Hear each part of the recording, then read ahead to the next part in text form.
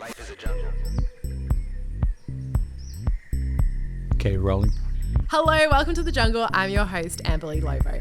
Our guest on today's show has been at the forefront of the Australian fashion industry and created an iconic celebrity couture label. She is showcased at New York and Paris Fashion Week, featured in Vogue Magazine, and dressed everyone from Ariana to Ashanti. Today, we find out how on earth she created this beautiful fashion empire. Welcome to The Jungle, the ridiculously talented Steph Audino. Welcome to the jungle with Amberly Lobo.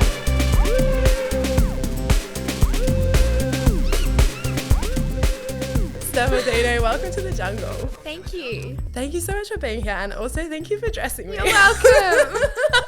I'm so glad you're wearing feathers in the jungle. I mean, so yes, I feel like this dress was made for the jungle. I'm disappointed you're not in a couture piece. I know I should have rocked up in like my wedding dress. I was wanting fabric to like go out the door, and then you came in and I'm like, okay, I'm a little bit overdressed here. But did you make this? I did. I made it as like an extra piece that I needed in my wardrobe, and I was like, I need a blazer. Let's jazz it up a little bit, and then so now it's in my ready to wear collection. Oh, okay, yeah. Always be selling stuff. Here we go. Is that available now? It is. Okay. It is. This episode is brought to you by Steph Audino.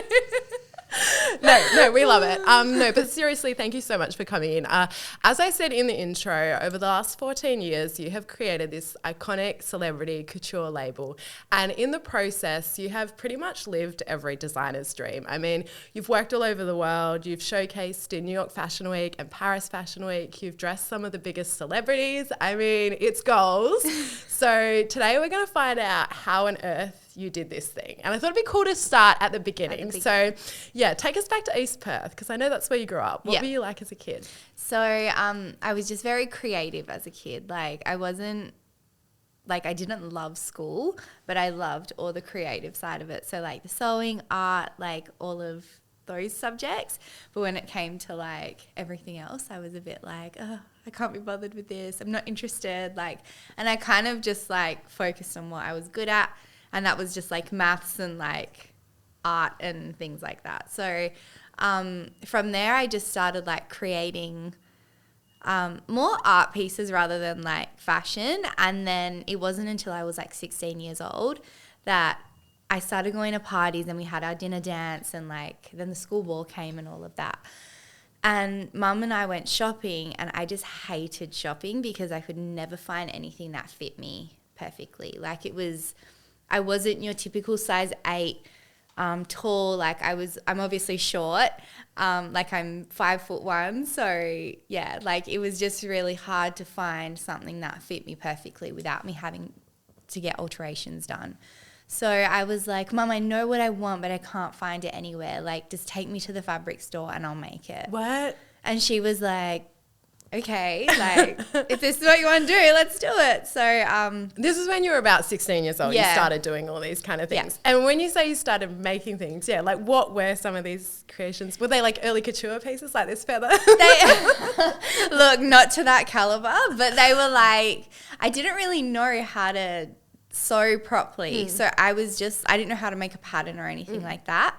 So it was literally just draping, and like I would just like see the dress and be like, okay, if I had to cut that on fabric, how would that be flat lay? Yeah. And then I would like figure it out from there. Like I had no idea about like contouring and darts and seams and all of that stuff and like what their purpose was. I was like, cool, I love this dress that I saw on a runway in Paris. Like I'm going to remake it. Oh, and wow. then I would I would just like lay my fabric out, cut, like if it was one shoulder, I'd be like, okay, it'd have to be on an angle, obviously.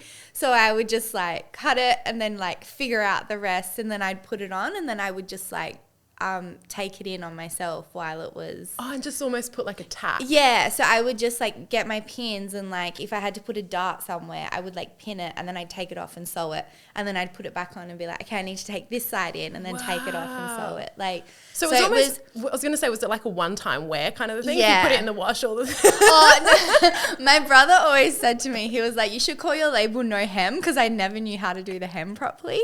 So I would always just leave it raw and be like, yeah, that's the finish finish I'm going for. I'm going for the raw hem looks.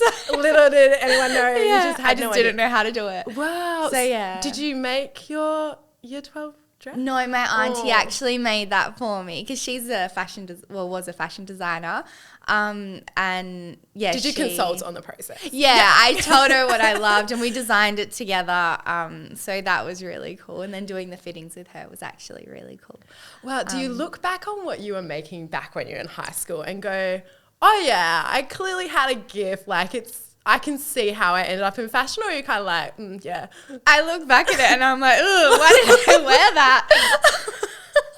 What was I thinking? Because who was like, what was, obviously we know you've got this very distinct style now. I mean, it's like the sexy feathers and it's like these beautiful timeless pieces. But back in high school, I feel like, did you have a different sense of style? Like who were your icons? It was still very similar. Like who I followed, like my auntie was obviously heavily in the fashion industry, and then one of her best friends was Aurelio Costarella. So he was a very big influence and inspiration to my designs as well.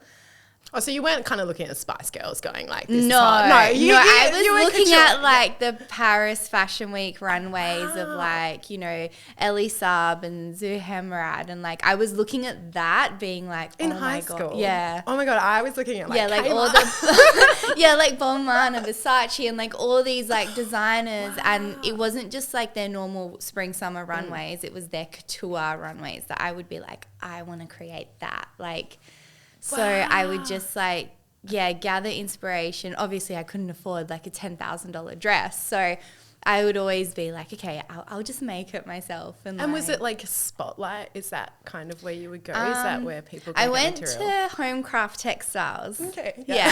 Sounds very handmade. Yeah. So, they were in, they're still in Vic Park. Oh, okay. And especially when I started studying, like I would always go there to get my fabrics because I felt like Spotlight was too commercial. Oh, it's so commercial. And it's, I don't see that for you. yeah, it was just not my jam. So, and I was like, okay, Homecraft Textiles, like they had a bit more like, they imported stuff from other places, like all over the world. So I felt like that was a bit more my vibe. Yeah, a bit more on brand for early Steph Audino. Yeah, for early Steph before I started traveling and finding all my own supplies. But well, yeah, I was going to stick on like the studying element of it. So at high school, you dabbled in a little bit of textiles. How did that go?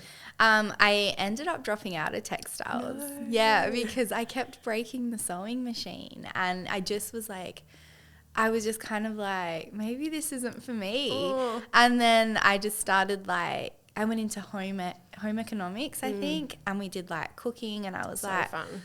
Oh, you this didn't is like not it? my vibe either. I was like, fashion is way better than this. But it was just, I had this idea of after I graduated high school, I needed to go to university and I needed to like have this other career that wasn't fashion related. So I feel did, like that was our time. Yeah. Everyone was like, what uni course are you doing? Like, yeah, literally. It was so much pressure. Like, what are you enrolling in? What are you doing? And if it wasn't a part of like a uni thing, you were like out of the clique and you were like, ugh. Like, I remember my high school boyfriend broke up with me because we didn't go to the same uni. Like, I was like, It's so small. Yeah, that doesn't even make sense. Literally. Well, when you were still in high school before uni, you didn't do textiles at school, but you ended up outside of school doing some more sewing lessons with a lady called Sandra in her garage. So when I was 16, and obviously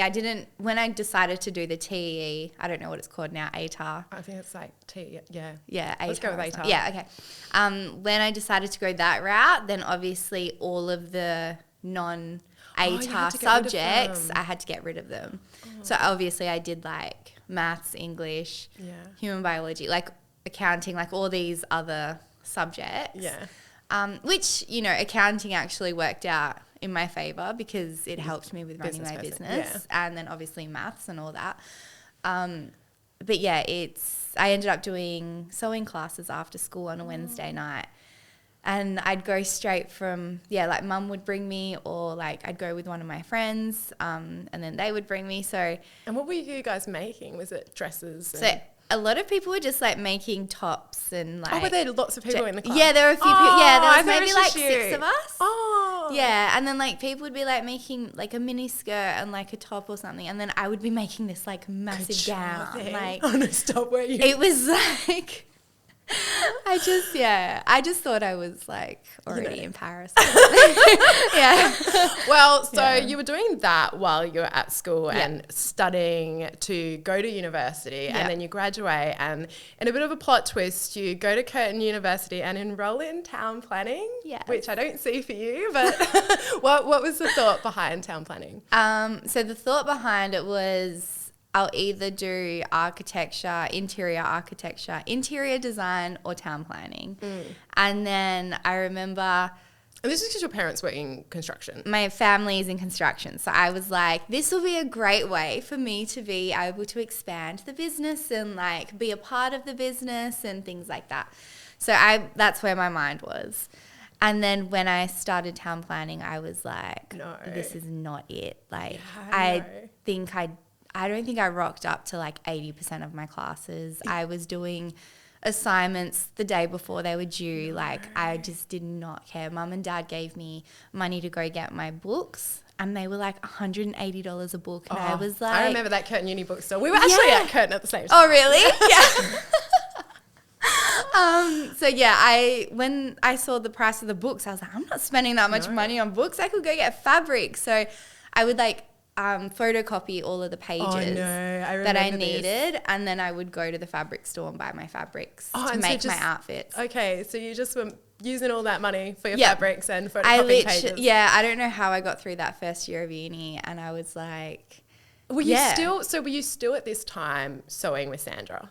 Yeah. Yeah. So and had you kind of ramped up your sewing? Did 2 days a week. Okay. Yeah, so I was doing Fridays. Oh, no, sorry, Wednesday nights and Saturday. And at that stage, were you making things to sell or still just making for yourself? Just making for myself.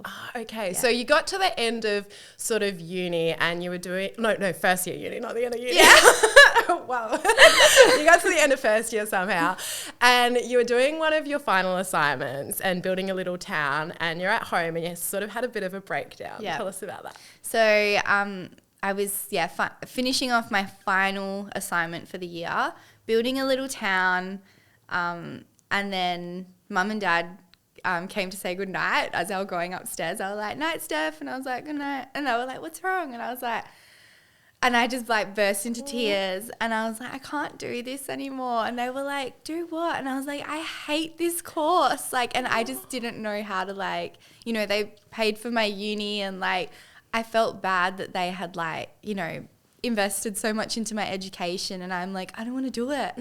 And then I just like broke down, and then Dad just grabbed my assignment and threw it in the bin, and I was like, what are you doing? I need to hand it in tomorrow. And then they were like, just do what you want to do. You want to go do fashion? Because they knew that I wanted to do fashion. And they knew where that money was going. Yeah. They knew where that fabric was coming from. They're like, she's got a new outfit today. Like, where'd that come from? And we've not seen a single book in this house. Yeah. So they literally were on board with you pursuing like your dream. Yeah. And then I remember my auntie was there. My dad's sister was there that night as well. And then I just went and sat out the front with my mum and my auntie that night, and we were just talking because she was working for Aurelio Costarella at the time. And then she was like, Steph, you can do like whatever you want. Like, you'll figure it out along the way. Come in and do some work experience with Aurelio and just see. You never know where it would take you. So I was like, okay. And then my mum was on board. My dad was on board. So I dropped out. I didn't even finish my first year at uni because I didn't go. I didn't hand in the final assignment. So So you pivoted into TAFE at Fremantle. And what was the course that you picked up? It was oh my gosh, I can't even remember. Something about fashion. I think it was a fashion diploma or Set 4 or something. Set 4, let's call it that. But at that point, were you pretty clear in, okay, like at the end of this, I want to create a fashion label? Or were you sort of still like, I wonder where the sewing will take me, what different avenues? Like, no, I was adamant that I was going to like start a brand. Wow, okay. Yeah. And you mentioned because during this time when you started going to TAFE, you had to do some work experience, and you obviously got to go with Aurelio Costarella, which is absolutely incredible. He was obviously a huge Australian fashion designer who's sadly recently passed away. But That must have been so incredible because he was at the top of his field and he was also like a rare gem doing it from Perth, which... Literally. Like, I had never seen anything like it in Perth. Like, I still don't think I've ever seen anything like it. Like, he was the most incredible artist in every way. Like, yeah. Because you would have been quite young at that time and still, I guess, you would just... had this new idea of going into fashion. Like, what impact did it have on you being around Ray, like, in that study period? Oh my gosh, I feel like I'm getting emotional. Oh. I just think he had such an impact on the fashion industry and just, like, everyone who, like, came into his life. I just think he, for the first time, like, I don't know, I obviously met Aurelio through my auntie. So I'd been around him a lot, like, growing up as well. And I always just remember looking at Auntie Sonia and Aurelio and Paul and, like, Silvana, like, everyone just being like, wow, they're so cool. Like, the way that they're so creative and the way that they can, like, just create something from nothing. Like, I was just so inspired by that. And I think when I was able to do my work experience with him, it just opened up my world to, like, I was like, wow, I can actually create something so big and beautiful and be able to, like, share that with so many women and, like, help them feel beautiful and amazing. Like, seeing everyone come into the at Post in North Perth, like, and they try on their dresses and they just, like, had this, like, gasp of, like, oh my gosh, I've never seen myself this beautiful before. Like, it was just a really cool experience to be around it. And then, like, even to the point where, like, he trusted me to just, like, hand sew his couture gowns, and, like, it was just really cool. Like, I learnt so much through, like, yeah, Jonathan and Minnie and, like, everyone who worked there. And then my auntie Marina was in the account, so she also, like, taught me so much about running a business, and just the whole team at Aurelio Costarella were just incredible to me. So yeah, I don't know, just, like, everything that Ray's done has, yeah, it's been beautiful to see and also be a part of in some way. So yeah, how important, I guess, do you think it is to have people who, you know, are where you want to go and be able to see that up close? Like, how important was that for you early on? I think it's so important because I feel like, especially in Perth, it's like full tall poppy syndrome. Like, you can easily cut your dreams down so quickly because you just think it's unattainable. But seeing someone else do it before you and pave the way before you, I guess, it just kind of opened up my world to something else. Like, it kind of feels delusional sometimes thinking of how crazy I could, like, take this and, like, where I've gone and what I've done with my brand. Like, it sometimes doesn't even feel real. So yeah, I think it was really cool to have someone else pave the way before me and, like, right in front of me, so I could see, like, wow, mate, you have so many opportunities. Yeah, so you continued your study, and by the end of that course, you had actually got your first client without even sort of officially launching your brand. How did that come up? So at my graduation parade, we had 4 models. And one of my models was like, when I have my school ball, I'm coming to you to get this dress made in red. And I was like, cool, like, this is awesome. And then when it came time to her school ball, it was like a year later. Yeah. So I was, like, thinking, oh, she's going to forget about me. She's going to go to a store and buy one. Like, and then she messaged me and she was like, Steph, can I please book an appointment with you? And I was like, oh my gosh. So I was working from home from that time. And then I was like, yeah, of course, like, come over, like, we'll do measurements, we'll do your sketches, we'll choose the fabrics. And then, it kind of just, like, that was my first client. It was really cool. Her name's Jessie. Oh, I'll hi, never Jessie. forget her. Hi, Jessie. So she was, so beautiful. And that first client who, like, trusted me to do something kind of gave me this confidence, like, oh yeah, I'm ready to take on more clients. I've done it like, at 12 ball. I'm ready to take over the world. Well, Well, so after you finished that study at Fremantle, the original plan was to continue studying. And so you kind of enrolled into another TAFE. But am I right in saying that that lasted like a couple of weeks? Or? Yeah, so after I graduated Fremantle, I went to Bentley. Bentley, yeah. And I loved the lecturers at Bentley as well. And then I was maybe like a week into it and I just like, I don't know, something just didn't feel right. And I was like, I need to just start my business. Wow. And I dropped out. So I had a little proposal to my parents and I was like, instead of paying for my studies this year, why don't you invest in my business? And were they on board? And then, yeah, they were so on board. They were like, well, yeah, I just ended up creating my first collection and I was like, I just need to get my samples done. And then if I get my first 8 samples, I will create something so big. And they were like, okay. So I did that. So cute. Created my first 8 samples and then I did a lookbook photo shoot. Actually at Aurelio's Like studio? Studio in East Perth. So he had another studio in East Perth as well as Post. And whenever that studio was free, he'd always be like, if you just want to use it, like, if you need to go do some work or something, you want to use it for a shoot, like, go ahead. So, yeah. Wow. So I did my first photo shoot there for my lookbook. And then I was like, I had no idea what to do next. I was going to say, so your mum sort of swooped in a little bit. This was like 2011, I want to say. And she like kind of took you to Northbridge and like registered the business. Yeah. So like mum like helped me register my business. I had no idea about any of that stuff as well. Was it always going to be called Steph Audino or did you like have other? I was like going around in circles with names and I was like, okay, I want it to be something cool, something like, you know, like Willow and like obviously Zimmerman, but that's a last name. And like, what were the other ones? Megan Cartel's kind of cool. I like that. Yeah, there are so many cool names. But I was like, they're obviously names of people. And then some of them came out, like, what were they? I can't even remember them. Alice McCall. I don't know. Yeah, I loved Alice McCall. She was like the best. My whole wardrobe was just Costarella and Alice McCall. I had so much Alice McCall stuff as well. Did you ever have that white dress and it was like flowers here? It was like white flowers and they were like a print, almost like an embroidered print. No, but I had the one that looked like a curtain. Oh, okay. It was so cool. Yeah. Like, I wore it to my 21st. I looked like an old vintage curtain.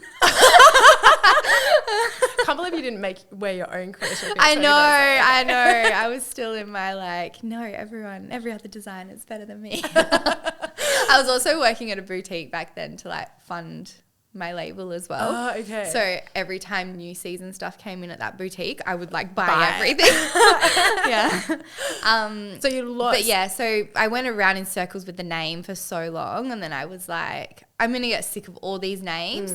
My auntie was like, go with Steph Audino. It'll be fine. And I was like, okay. And it worked. Here we are.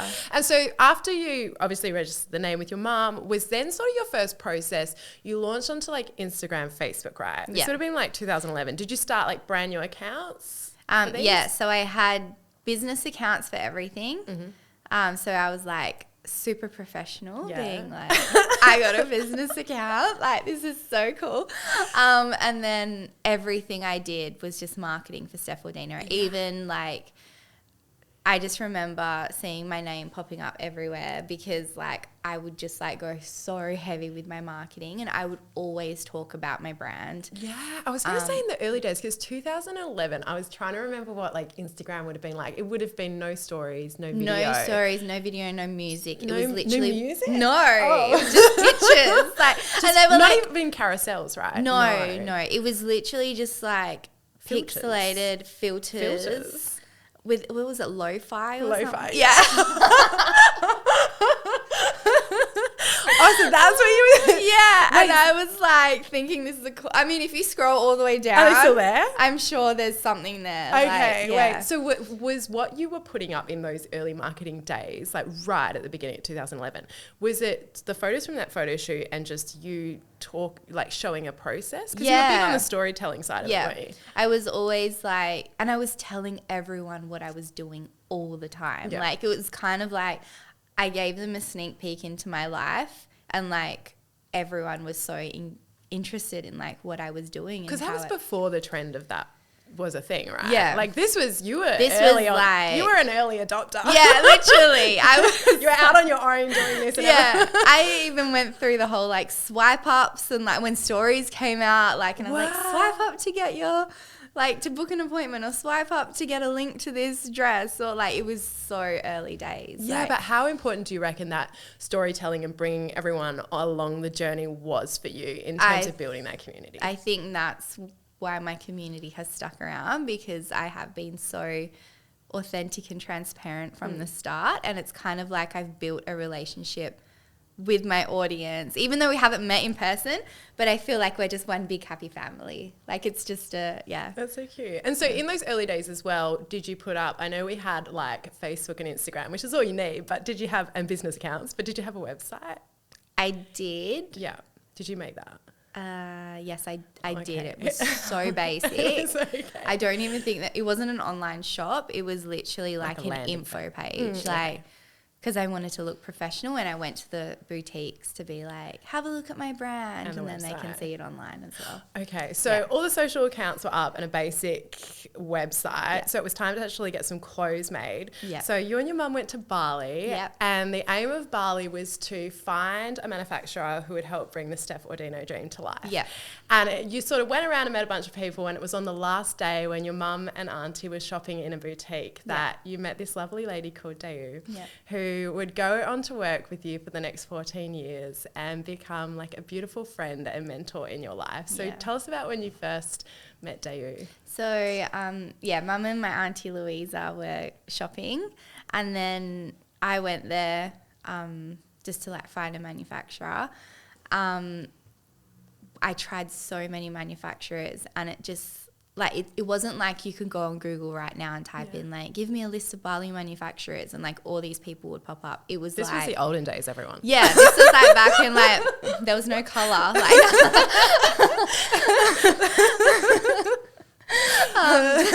yeah, so it was like It was hard. it was is what we're really trying to hard. say. Like Mum and I stayed at the Dynasty in Kuta, I think it was. Yeah. And there was a tailor there, and I even tried doing production with him, and like you can imagine a tailor at a resort hotel, Oh, the no. prices are insane. Yeah. And I even tried to like get him on board to be like, hey, I really need like someone to help me like do my production. And then I did samples with him. They all Yeah. went great. And then later on, I just started like asking. There were boutiques popping up everywhere in Bali, and I was like, maybe they would have to manufacture here. Like they're obviously selling something made in Bali. So I just started asking around. I was like, hey, do you have a manufacturer? Like, do you just do your own stuff, or do you do other people's stuff? So it I kind of just started networking like that and building up relationships and contacts. Then I did sampling with like maybe 5 or 6 different people, and when the samples came back to me, I was like, Just to explain the sampling for us, people who don't have our finger on the pulse of fashion, it's like you give them a pair of shorts, they've got to make it back, and then you give them no instructions. That you just want to see how they can I do just it. want to see like The quality. Yeah, the quality and like the fit and things like that. I don't want to give them the pattern either, because I'm like, ideally I'd want it to get to a point where everything's made in-house. Yeah, okay, yeah. In one place, because I just think everything runs seamlessly when it's like that. So, I was like, here's a pair of shorts I made, make it as closely as you can, and let's see like how it comes out. So you tried that a few times. Yeah. Wasn't working. No. And then the last day we were leaving, the second last day, we were just about to leave Bali, and then Mum and my auntie met this lady, Dayu, at she had like a little boutique off the main strip as well. Like it wasn't in like the touristy place either. And then they were like, oh, like this could be good for Steph. So then I met her that day, and I was like, can you please like make me these shorts, and like, you know, hopefully we can work together long term. And then she saw me and she was like, who is this kid? Like, what does she want to do? Like, it was just she just thought I wasn't serious because I was so young. I think I was 20. I was very lucky to meet Dayu, and she was just like, you had even more energy than you do now. Yeah. And she was like so suspicious as to Yeah. whether you I know, were I'm serious. so chill now, but back then I was like, hi, how are you? My name's Steph. I'm so excited. But like, I was just You're a like lot. this. Yeah. Yeah. And so she basically said you'd come in and she also said that she was really upfront with you and said she didn't do the boning and the cupping. Yeah. Basically, she told you she didn't do anything that you would need to bring Yeah. the couture side of the thing to life. But you sort of just ignored that. Yeah, I was like, that's okay. Like, if I can find someone who has great quality, I can teach them the rest. Yeah. That was kind of my mentality. And then You went home. yeah, so the next day I met her again. Okay, yeah. She had the shorts made for me. And then I was like, oh, this is great. Like, this is amazing. And then she was like, okay, but like, if you're going to do this, you have to do 50 pieces per color, per size, per style, per this, per that. And I was just like, oh my God, like, this is a lot for like a little brand who hasn't, like, who's just starting. So I was like, okay, like, how can I do this? So I went back home, had my lookbook together, and then I went to all the boutiques in Perth. With your mum. Mum would like drive me around to every boutique. We love your mum Yeah, so much. I in know. this She's story. the real MVP of this, but yeah. Yeah, Mum would like drive me around to all these boutiques. I would like contact them. If I didn't get a call back, I would just show up there and I'd be like, hi, my name's Steph Audino. I'm a new fashion designer from Perth. I'm going to do some showings for my collection. Would you like to book one? And then sometimes the boutiques were like, no, thank you. And then other times they were like, yeah, sure. Like I think they just saw this cute little bubbly, like. Because you were 21. Yeah. You were very young. Okay. And then I was like, I also feel like some of them felt bad saying no to me because I was like. But lean into that. Yeah. Lean and I was into like, that. if this was going to do Don't make me anything to cry. make it work. Don't make the 21-year-old cry. Then, it was, a lot of them were like, oh, okay, yeah, we'll book an appointment. And then I'd be like, okay, cool. Like, when would you like to come, like, see the collection? And then they would be like, oh, we don't really have much time over the next few weeks. And then I'd be like, I actually have the collection in the car. Do you want me to bring it in to No. so embarrassing. And they were like, oh, And God. they were like, oh, yeah, like, so convenient for them. So, like, they didn't feel bad saying no to me. And then they also, like, some of them were actually really interested. The ones who purchased obviously were interested. Wow, that's so cute. So basically and then what I you were would trying to bring do them- is, I was going to say, is get the number up to what day you wanted. Yeah. Yeah, okay. So I was, like, hustling hard to try and, like, get this to work, right? And then I would, like, go to the boutiques and be like, hey, like, and then I'd show the collection, bring, like, I only had 8 samples, so it was super easy. And then I'd hang them up in their, what's it called, their change room. Yeah. And then we'd go through everything together. And I'd be like, so this is the top that you can see in this photo, and these are the shorts, and these are the skirts, the dresses. Blah, blah. We went through the whole lookbook together, and then people were like, okay, cool, I'll put an order in straight away. And I was like, oh my gosh, like, this is cool. So, like, the first order I got, I think, was like, the buyer was like, look, it's only a small order, but like, we just want to test it out to see how it goes. And they were like, we're so happy to support like local business as well. So cute. I think it was like a $3,000 order, but I was like, That's huge. that's huge. I'm in Like, business. yeah, literally. I was like, oh my gosh, if I get like 8 of these, like, I'll be so happy. And then the first collection that I launched, I picked up 9 boutiques. Yeah. And then the second one I launched was 12 boutiques, and then it just kind of grew from there. And then I still didn't hit the minimum though. Oh, that that's what I Dayu was going to needed. say. So what So was her then- reaction when you were like, Dayu, I've not got... Well, before I did that, Yeah. I set up like mum and dad's house at the time. I set it up like a little studio, and I messaged all of my friends and family. And I was like, come and put in your pre-orders. I'll give you a discount. Like, I'll give you 10% off if you pre-order. So everyone came and pre-ordered so much stuff. So then I was still under Dayu's minimums, but I bought it up like, you know, a bit closer. But then when I spoke to Dayu, I was like, Mum and I actually went back over to Bali to like meet her again. And then we went through everything together.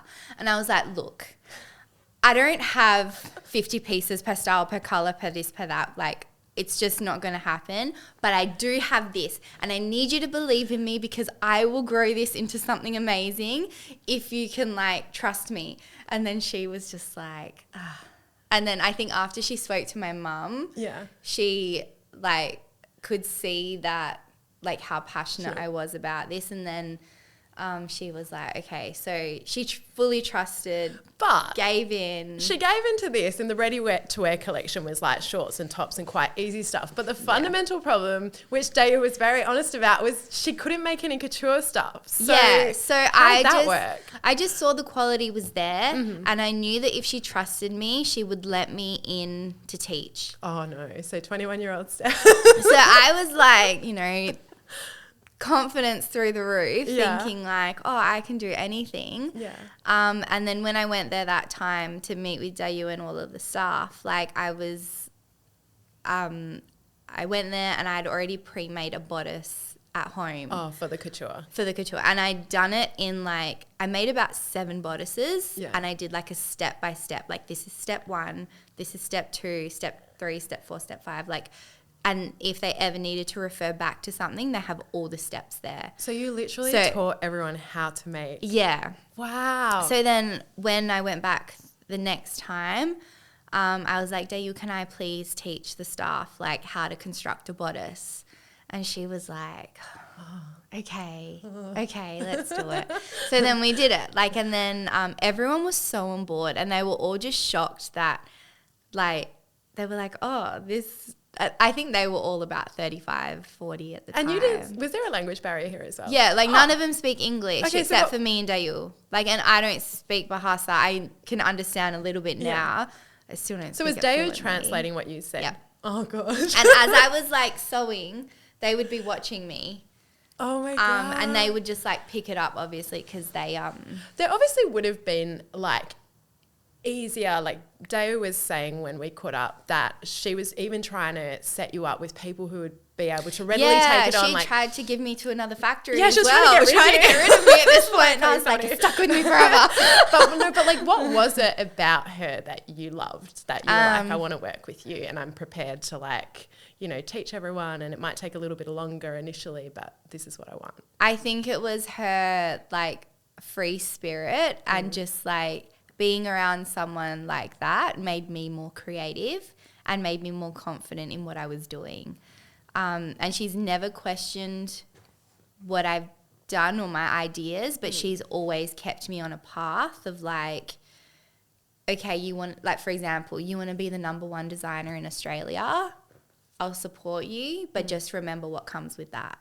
Like, there's always a negative to that positive. Oh, yeah. You got to want to deal with that level of problems. Exactly. Like, and she was like, you're such a family-orientated person that you're not going to be able to be with your family all the time. And are you prepared to sacrifice Exactly. that? And at the time, I was like, yeah. Sure. Bye, anything Mum. to make my dreams come true. Like, moved to LA, did all of that. And I was like, I hate this. Like, Dayu's right. I need to go back to what I love. And then that's when obviously I came back home. But it was, I don't know, she just always, it doesn't feel like work. It feels like we're just enjoying life and doing what we love and creating something amazing for everyone else. Yeah, it's so beautiful. So Dayu was obviously on board, acquisition of the decade for you. She was doing all the ready-to-wear collection. She eventually came on board and did the couture collection. But in the early days, like that initial year, the couture was all you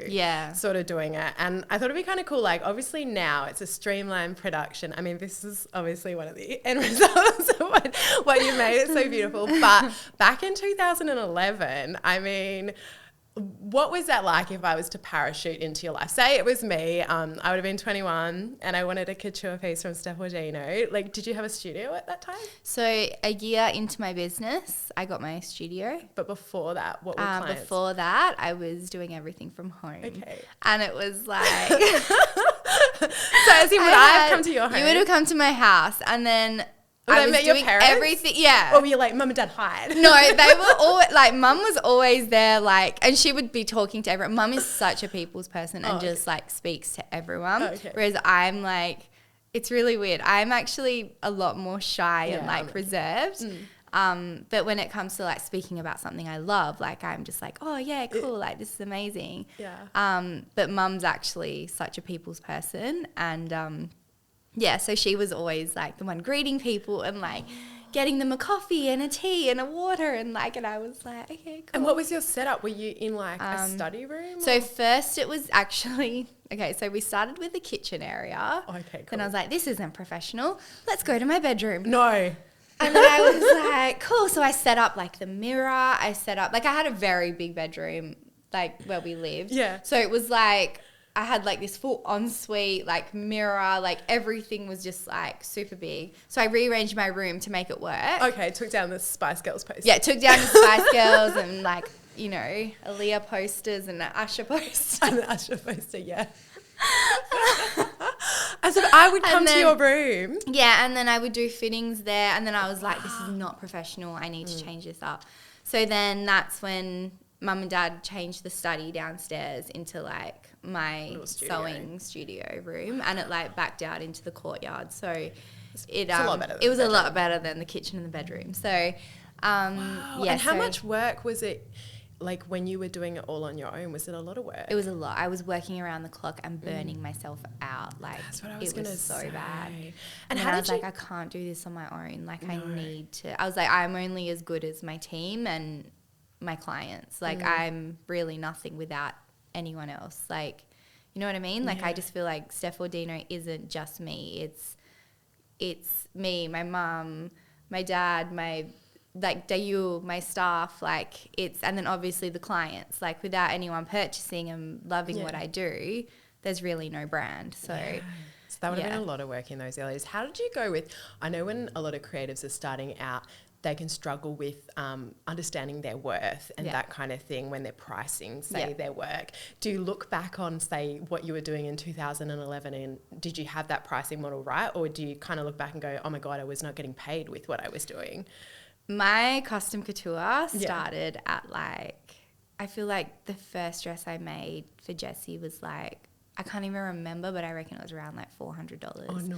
for a full custom couture gown. And how long would that take? And that took me like months to make. Oh no. Yeah, and then Steph. I remember I bumped it up to like 500 or something, and then I eventually booked so many clients at home that I was like, okay, I can't do this on anymore. that price, right? Like, And then I was like, I actually need a space. So then I got my studio, and then it I remember selling my first couture dress in the studio for $700, and I was like, oh my gosh, I've made it. I've made it. Like $700 yeah, no, and that's still so much work. Yeah, but then I saw you could buy a dress off the rack for $700, and I was like, people are getting custom made for $700. What am I doing? Yeah. So how did you then level up your thinking with that? I started doing a lot of like, I really also sat down and did my paperwork properly and like all my numbers properly, to think like how much time and energy is going into something. And then I put my prices up, and then I started custom at $900. Yeah. And then, I mean, now it starts at $1,300, which I still think is quite low.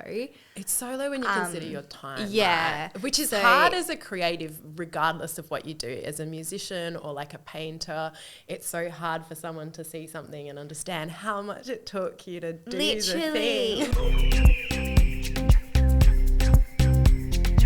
Like this has been nearly 15 years now to get it to where I've got it, and thinking that like gowns start at $1,300, and all of the time and effort that goes into that. I know that's a more simple gown as well and a more simple outfit, but having to explain that to someone who doesn't understand what goes into it, sometimes you start to question your worth. Oh, I get that all the time with what I do. And you're like, oh my gosh, am I overcharging people? Do people not see the value in what I do? And I start like, I would really question like what I was doing. And then it wasn't until I was like, no, they're just not my customer. They're like, my customer is out there and they're just not it. And then I was like, you know, my wedding dresses are selling at like $15,000, and you know, I'm trying to hold on to This small thing. I'm over trying here. to please everyone. Yeah, no. And it's just not, that's not what I should be doing. I should be focusing on like my clientele and not devaluing myself and my brand just to try and please everyone. And it's so hard, I feel like, because I had to do a similar thing, and it's almost the first time you say no to it is so hard because you can't logically see it. But my brother like had to really explain it to me, and he's like, Emily, but if you're taking up all your time on this like low value thing here, you don't actually have room for other things. Yeah. And I was like, oh, okay. It's so true. And then you end up clearing your cup, and then you can spend more time on those other higher value things. Whereas if you try and like do a bit of this here and a bit of that there. And I also found like the things that I were doing at a cheaper price point were also taking up somehow more of my time anyway. It's like I really believe it's like the ones who come through with the lower price point expect more from you. Expect more. And I'm like, you don't know how to like, it's so I don't know, tricky. communicate that to the client. It's like if you're wanting a $10,000 dress for $1,000, like it's just not going to work. Yeah. Like it's that simple. It's so because tricky. how can you expect someone to put in all of their time and energy, like purchase fabric's more expensive than what you've than what it's quoted for. Like they're expecting that, but then when they get what they've paid for, they're disappointed because they're like, yeah, it's just Did you found after you started saying no, it just got easier? Yeah. Now, and now you're just like, I love that. You're not my client. Yeah, that's all I say. I'm just like, it's okay. You're not my client. And if a client comes in for a consultation and it doesn't feel right on both ends, I'm just like, I'll even say to them, look, I don't feel like I'm the best fit for you for what you're wanting. However, I can recommend so many people who would be great for you. So just to make sure that like I don't leave them in the dark. And yeah, I don't know. I just think it needs to work on both ends. Yeah, I think it's something that a lot of creatives struggle with. Especially I'm designing for such big events. Like I'm not designing for like a Friday night dinner. No. I'm designing for like weddings and school balls and like all of that. So it's something that they're going to remember forever.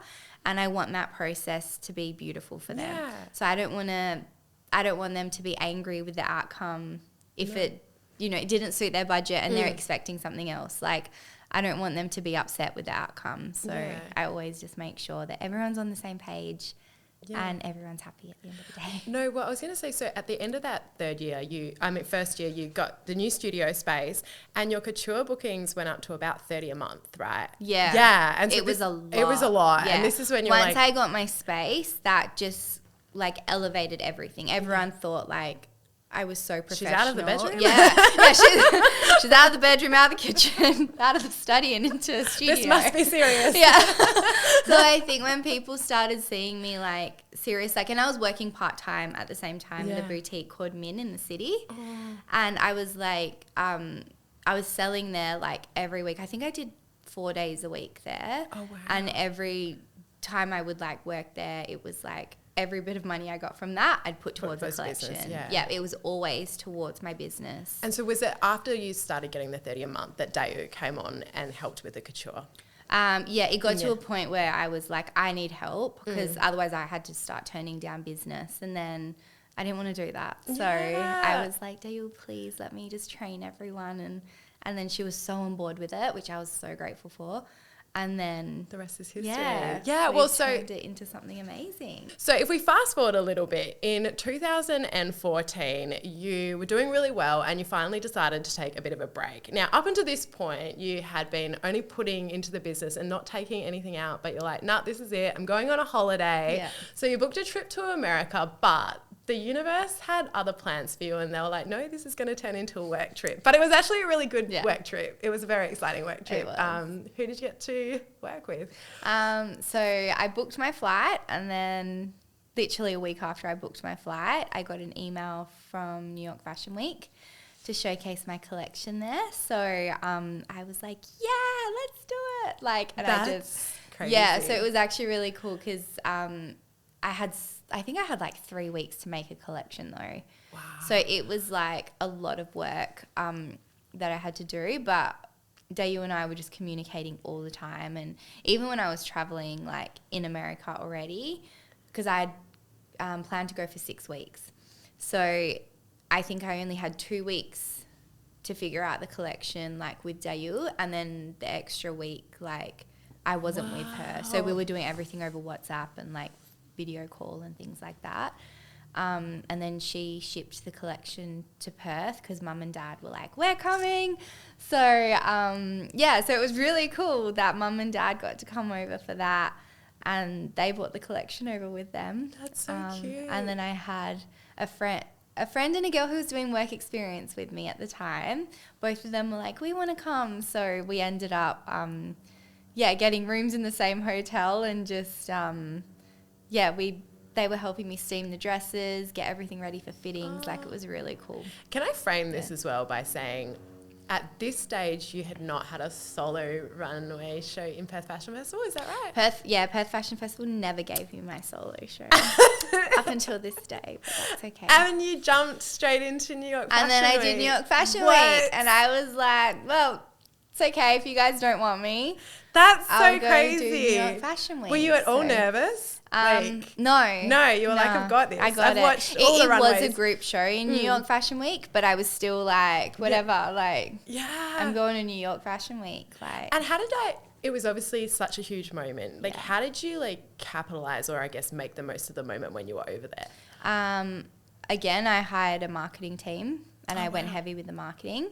I picked up a couple boutiques when I was there, so did some manufacturing. Did the old drive-by with mum? They They actually came to the show. Yeah, that's so they beautiful. So that was really cool. And then I had an agent dealing with all the sales and things like that. So I guess if people, because I feel like you're really good at when you have a big event like this, you're really good at the marketing side of things. Yeah. If I feel like I should have been in marketing. Yeah, you're so good. But, yeah. She came in and I was like, that's Jackie, and she's like, available online. if someone, I guess, listening, and they've got their New York Fashion Week of whatever industry they're in, maybe they're a musician and they got a festival or an artist and they got a gallery opening. What advice would you give them in terms of making the most of a big opportunity? I think be confident and already feel like you're Beyonce or I'm Ellie Saab or I'm already at that level because I feel like that's the end goal. And to be playing at that level, you have to act like it, right? It's kind of like a fake it till you make it, I guess. But I don't know. I just think networking is a massive one. But you networked and you were so strategic. You were always in your own clothes, right? Yeah. And I always put myself in places where my ideal client was. For example, when I was in LA, I would go to the Beverly Hills Hotel and grab a coffee in the cafe area in a couture dress, in an outfit that people would stop me in because I was taking these up are all my the people. space with your train. They were stopping you for the wrong reason. So when you were in these different environments, do you end up meeting anyone? Yeah, so I met a lot of stylists, a lot of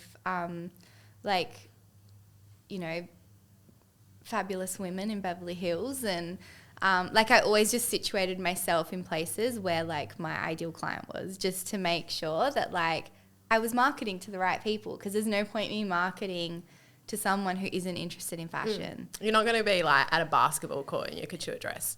Do you know that actually? That was Stop it. The basketball wives. Okay, really? All of the wags were actually amazing. Oh, wow. Yeah, we even, they gave us courtside tickets. It was so much fun.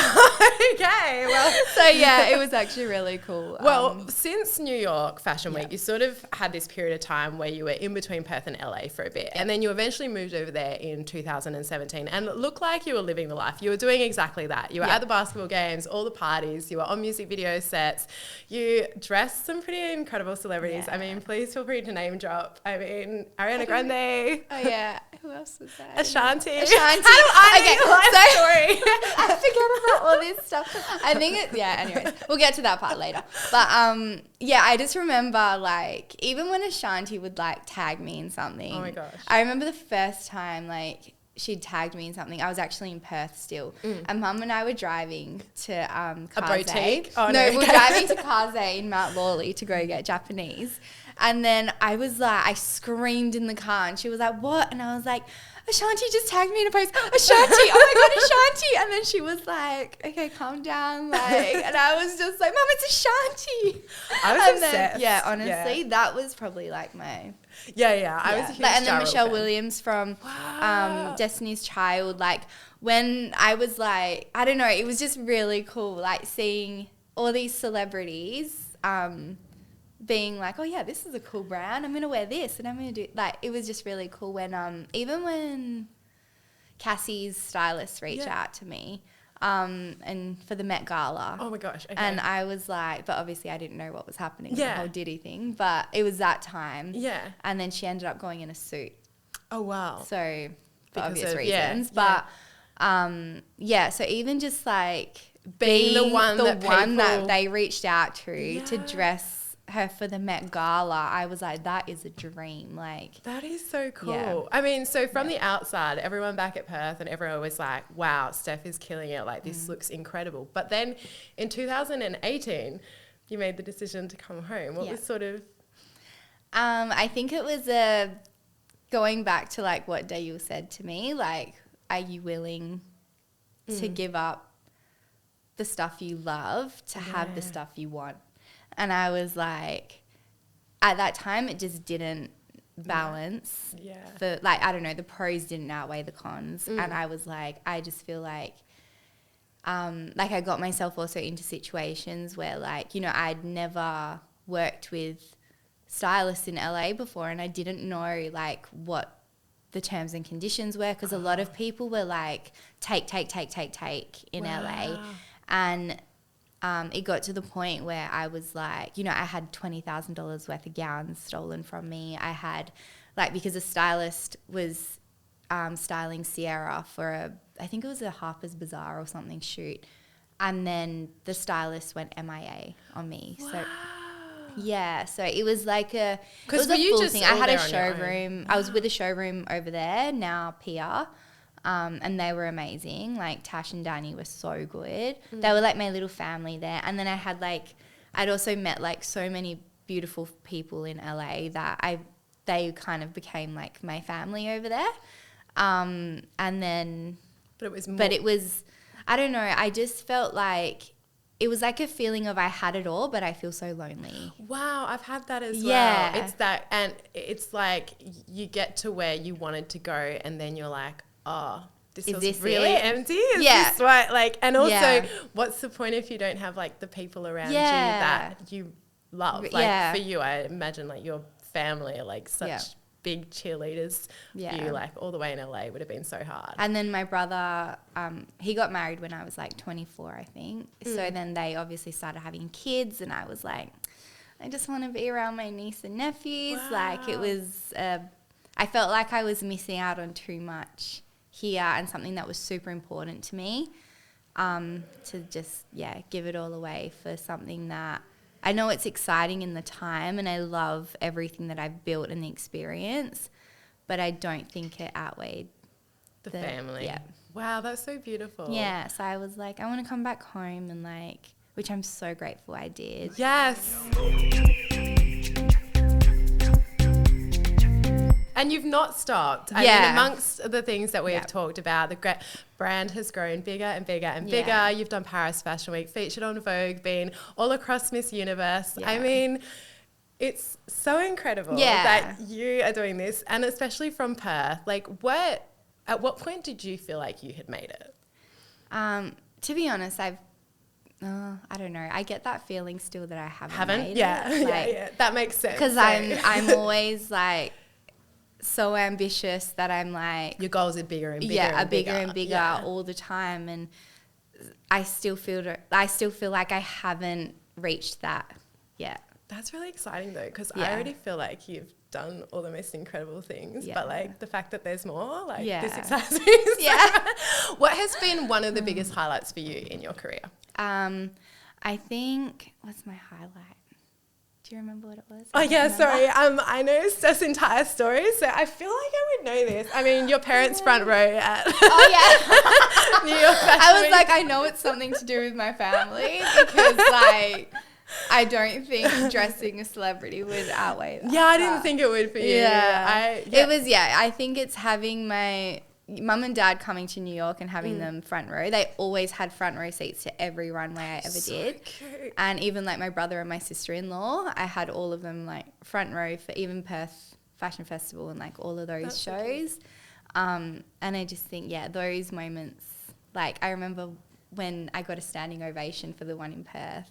And like there's this photo of my dad and he's like holding his hand on his heart and he's like, it looks like he's like got tears in his eyes. Aww. And that photo obviously means more to me now that like, you know, dad's passed. So I think those moments are the ones that stuck in my head more than anything dressing else. celebrities. The big ones that I guess most people would look at and be like, oh, outwardly that's she just met Ariana. That's like people would just think like that is the, you know, pinnacle of your success, but it's all the little things. I don't know, I think it's the little things along the way, like even the journey of like going to Bali and all the late nights that Dayu and I have had, like staying up, learning new things, creating new things, just like all the good times that we've had as well. I remember like Perth Fashion Festival, I had to make a whole new collection in like 10 days. Oh, wow. And it was like a 20-piece collection, like 20 outfit collection as well. So it was a lot. So I had all new outfits created and we were working around the clock, like, but we just had all this energy because it was like this excitement for us. And it's just like those late nights and those conversations and those like, they were always just like the most amazing part of it, I reckon. Just the journey in itself, Well, I want to touch on like family and community for a second because I think the Steph Audino story can't be told without it because I think they're so intertwined and your family has been such a beautiful part of your journey. I mean, from the start when your dad threw away your uni assignment and told you to go follow your dreams and your mum jumping on a plane and going with you to Bali and then your mum sitting in a car and going to all these little boutiques with you for like about 5 years, you guys were doing that together. Yeah.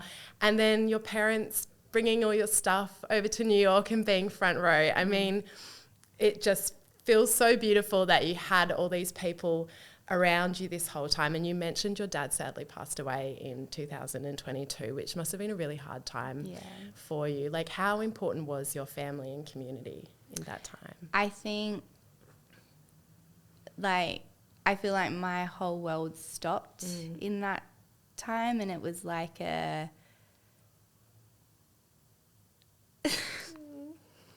I just still remember like when I posted on Instagram and I was like, guys, I just need some time. No one even knew what happened because it was such a shock to us. Like, it was like he was here one day, gone the next. And I think not being able to even say goodbye to dad or like have that moment, it's just like, even up until now, like it still affects me. So I think having such a beautiful community, like when I did post it online, like I was just inundated with like messages, flowers, like visits, like everything. And like my family, from like my uncle to my aunties, like everyone just like rallied around us and just like really supported us through all of that. And then, I had like friends who had helped me in my business or like, you know, they did work experience with me or something like that. And then they all just like rallied to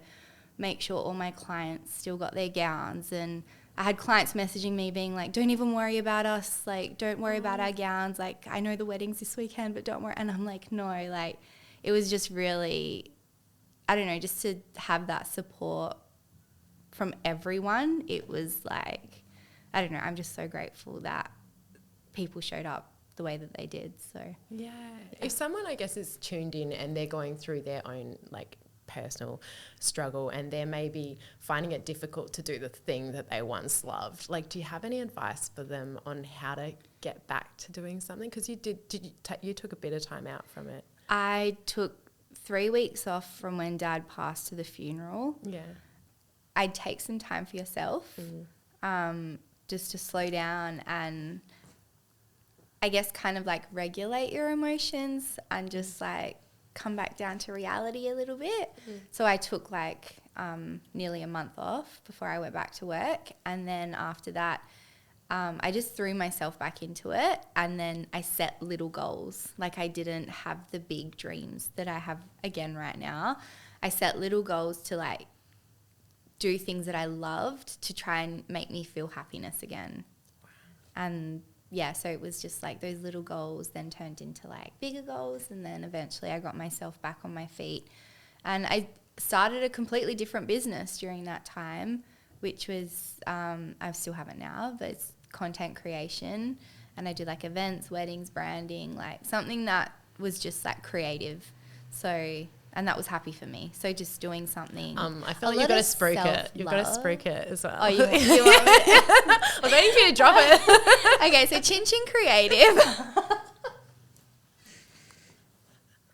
So I do content creation, marketing, branding, like all of that stuff. That's so cool. Yeah, so and I only take on like a couple clients a year. I don't fill up my calendar with that stuff. That is purely like love job for me to like, that got my creativity back and like just sparked something inside of me. Did it take a while to get the creativity back? Yeah. Till you felt like you really To be honest, I've just started feeling creative recently. Wow. And it's been 3 years since Dad passed. Wow. So it's taken a lot to like push myself and get out of bed, and just like even on the days where I'm just like, I'm not moving today, like I still just push myself to keep going. And like, yeah, you just have to like find it in yourself that it will get better. The grief doesn't ever go away, or like, I guess depends on like the level of what you're going through in your life as well. Like I feel like you'll always push past it and it'll come in waves. But me personally dealing with grief, I feel like the grief has never gone away. It's kind of like life just keeps going and you figure out a way to deal with it. So yeah. And the other thing you were about to say before I cut you off is something about self-love.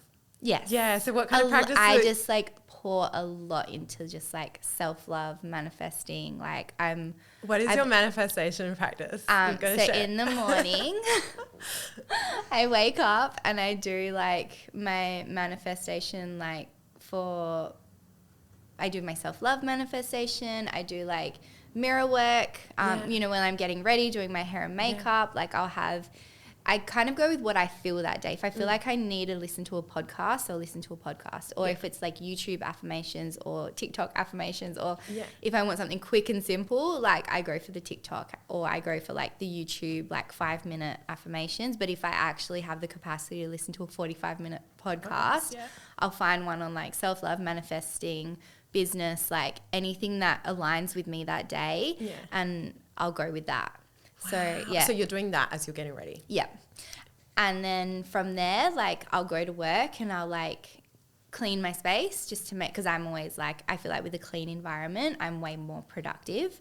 So I like to just like keep that space super beautiful and like, Do you do any what do you do around manifesting specifically? Do you like come up with your goal and then try and so I do my 90-day game plans. So I kind of like have my goal for the year, and then I break it down into 3 months, like my 90 days.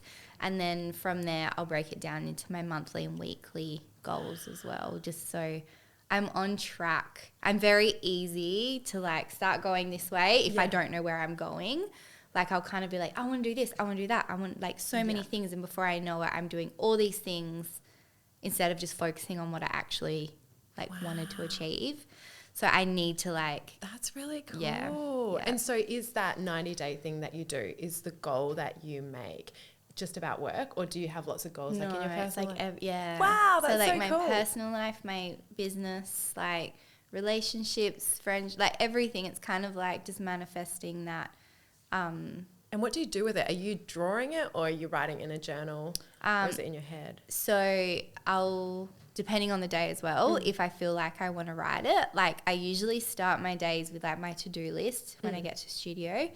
And then if I need to like, if I can't focus that day, or I need like I need to focus on a different word that day. Like if I'm not being productive or I'm not like, I'll put that word at the top. I do that. I have a word of my day. Yeah, because other, Flow. so it's like, or like effortless and ease and like, oh my God, I do that. Yeah. Like, because I'm just like, some days just feel so chaotic. Yeah. Especially in my brain. I'm just like, oh my gosh, all this stuff going on.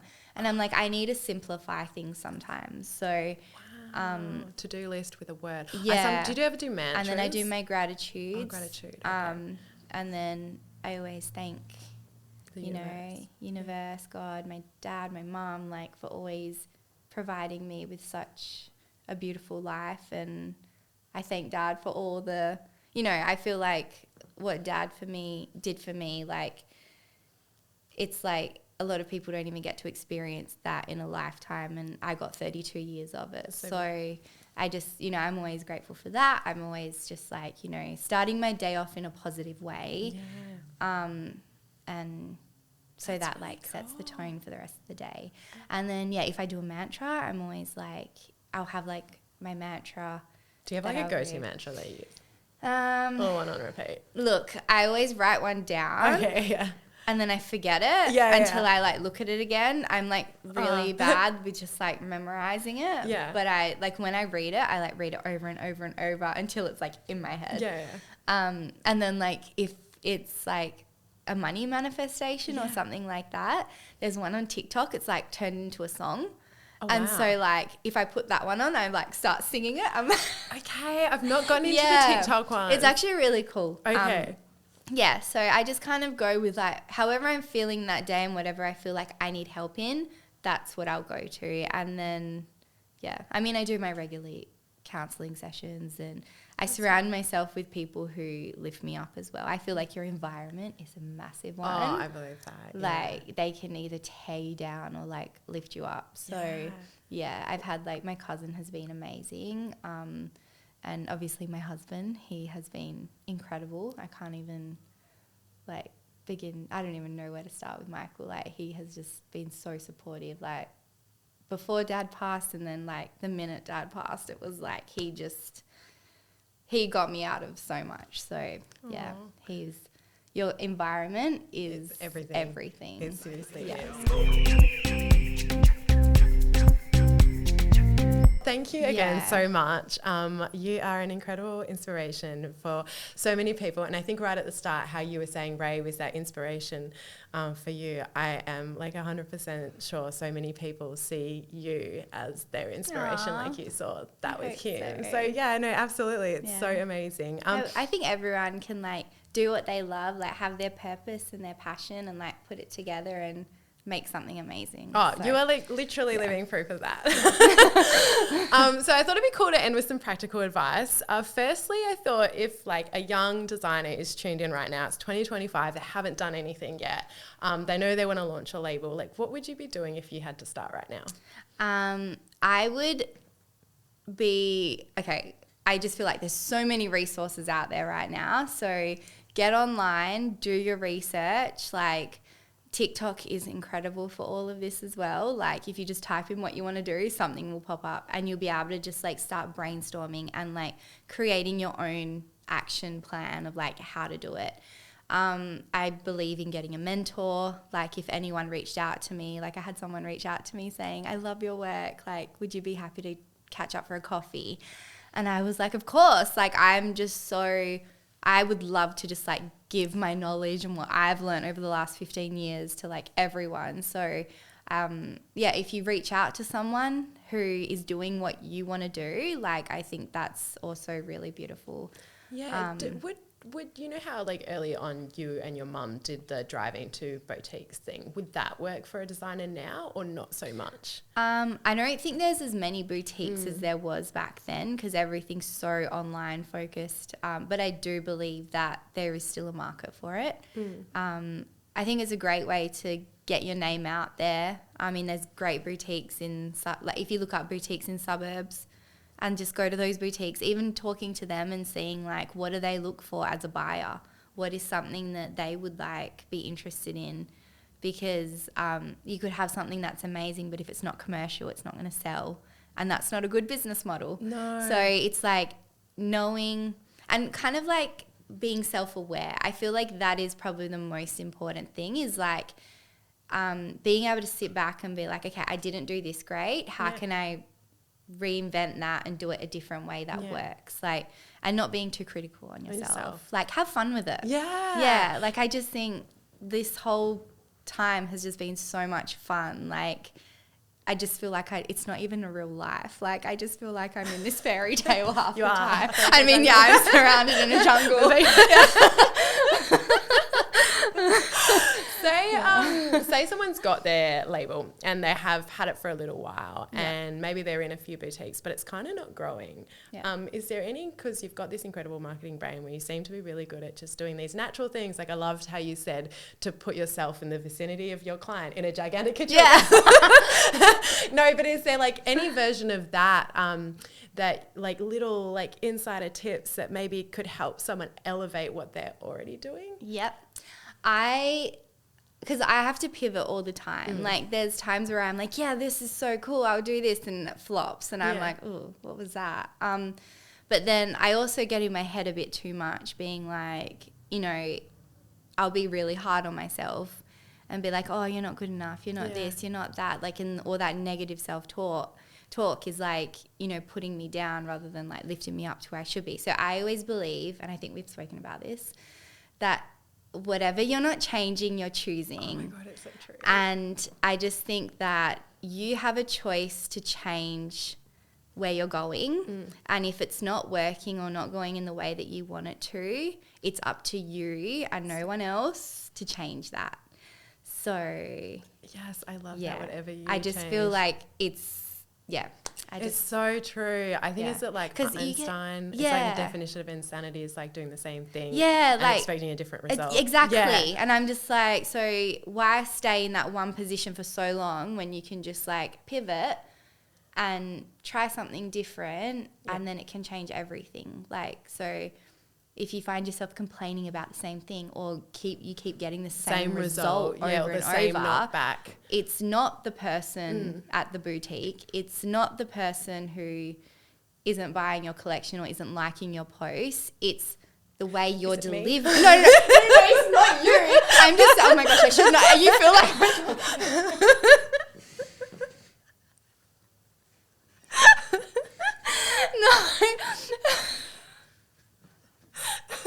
We won't talk about boys, okay? No, but I get what you're saying. No. Like, change things up. Change things up because, like, it's at the end of the day, like, we're choosing that. So you've definitely had designs where you've sometimes created something and it's not done well and then you've had to go, okay. Whatever. Something that I thought was incredible and, like, everyone hated it and I'm like, ooh. And what do you do in those moments? You just... At the start, I was so heartbroken. Like, I remember one boutique said to me, they looked at my lookbook and they were like, ugh, no, we will not be buying from you, and gave me my lookbook back. And I was like, oh.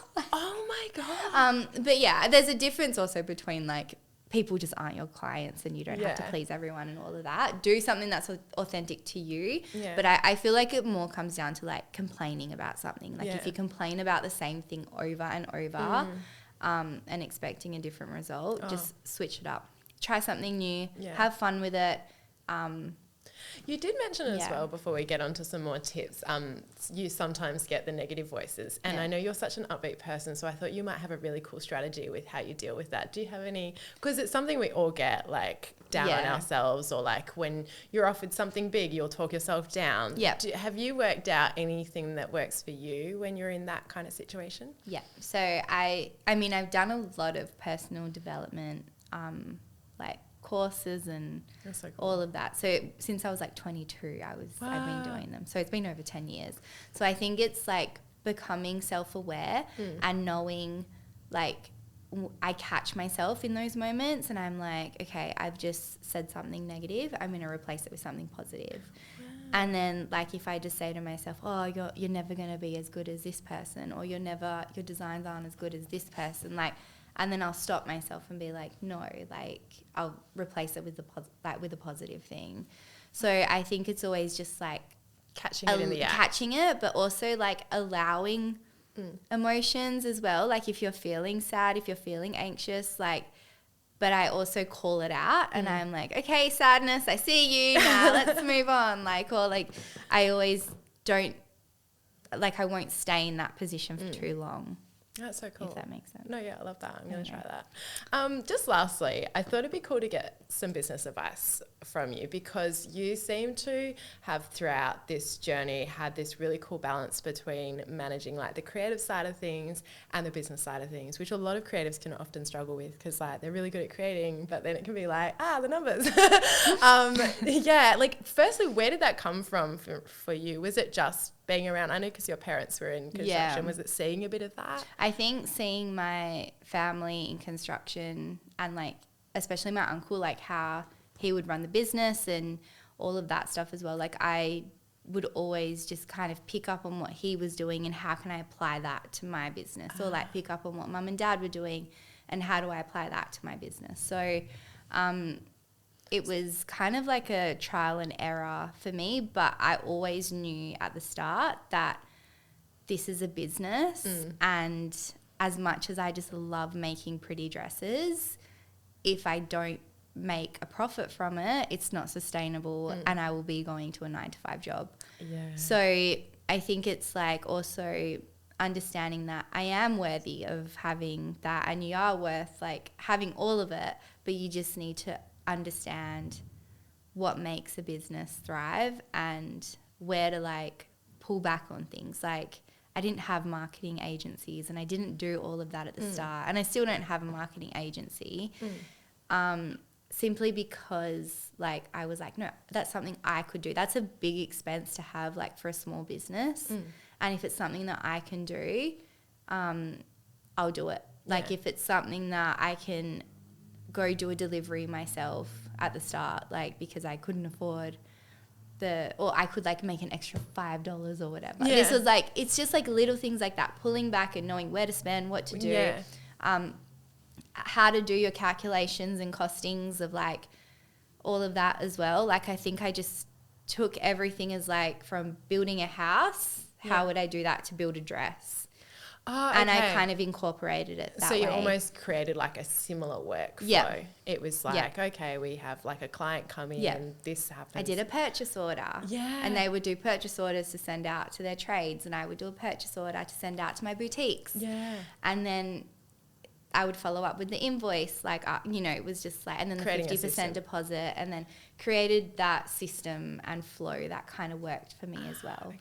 If you had to distill it down to one little business tip to give creatives, is there one thing that really helped you and your business in this 14-year period? I always just stay on top of my numbers. Get a good accountant. That's so good. Yeah, get a good accountant. No. I go to Plexus Global with them. There she goes again. We can't stop this girl. I just think like know your numbers. Know your numbers, yeah. Because there's no point having a business if you're not gonna. Yeah. Yeah. No, that's so great. No, well, Steph Audino, honestly, you are like this ray of sunshine and an absolute inspiration. So thank you so, so much for taking the time. For someone who has achieved so much and done so many incredible things, like what is success to you? Success is, I base my success on my happiness. So, yeah. Aww. No amount of money or celebrity or anything is like more important than my happiness. Oh, I love that so much. Yeah. Where can people go to find or follow you or buy the brand or buy this jacket? So my Instagram is Steph Audino Couture. My website is stephaudino.com. Is that, it's no longer one page, it's got things now. It's evolved, guys. It's got a full e-commerce, like you can buy online, I'll ship anywhere in the world, like we're up there now. And the marketing? Chin Chin Creative, so that's only on Instagram, that doesn't have a website. But I just inquire through there, or I do have an email, chow@chinchincreative.com. And I just send you my packages, and then, Oh, no, well, Steph Audino, honestly, thank you so much. Just lastly, always say life is a jungle. Do you have any parting wisdom on how to navigate the jungle of life? Always be true to yourself, be authentic, and have fun. That is you. Yeah. Thank you so much for listening. I hope you enjoyed the show. For more information, head on over to my website, amberlylobo.com. Don't forget to get your stunning couture dress off Steph on socials at Steph Audino Couture. That is it for now. Have an amazing day. And remember, life is a jungle. Be kind to Welcome to the jungle with Amberly